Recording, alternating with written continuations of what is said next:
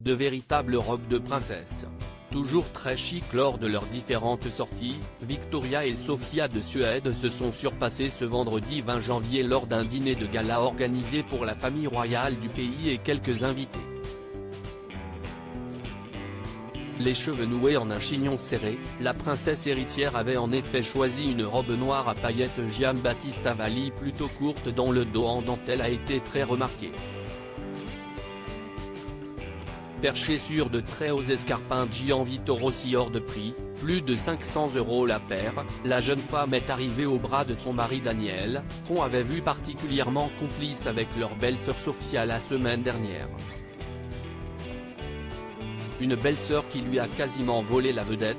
D'ailleurs, la jeune femme de 38 ans avait choisi une superbe rose grise longue signée de la marque scandinave Andiata.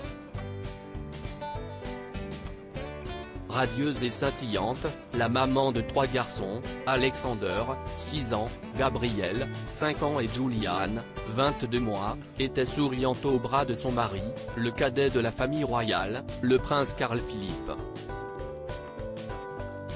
Abandonnant son strict smoking, le prince de 43 ans avait choisi un costume avec un nœud papillon et semblait très heureux de partager sa soirée avec sa femme ainsi que sa sœur aînée, dont il est très proche.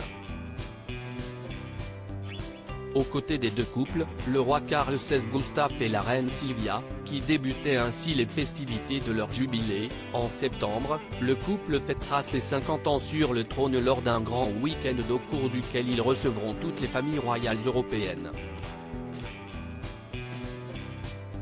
Mais en réalité, de nombreux événements dans l'année entreront dans le cadre de cet événement, auquel devrait également participer Madeleine, leur fille cadette.